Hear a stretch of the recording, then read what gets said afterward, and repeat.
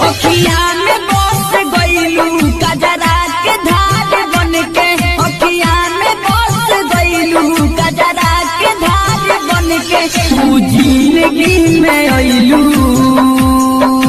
है, तू जिंदगी में अइलू रानी बहार बन के।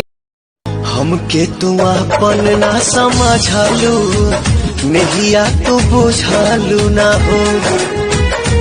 लेके केतना दरा दिया, हाल कब पूछलू ना हो। मीठी बतिया बतिया के तू हमसे लड़वली, हम न जानत रही कुछ तू हमके प्यार सिखवली। जाने कौन गलती। देखो अगर तुमने अभी आई लव यू 2 नहीं बोला ना, हम अपनी नस काट लेंगे। पागल हो क्या? ये सब मत करो। तुम्हें क्या लगा मैं ऐसा बोलूंगी? चल काट। सोच लो बहुत।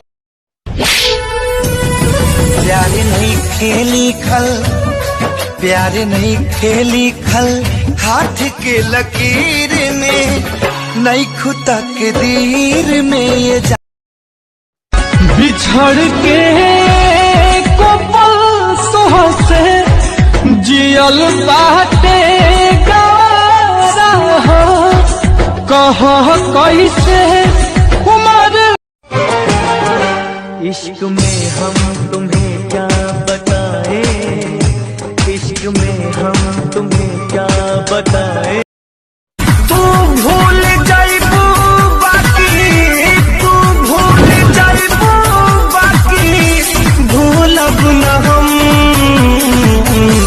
तू वादा कर प्यार में खाके कसम।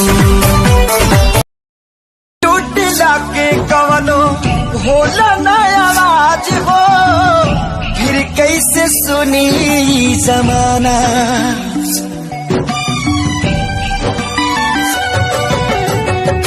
हो जाइबू दोसर के तू कुछ दिन के बाद।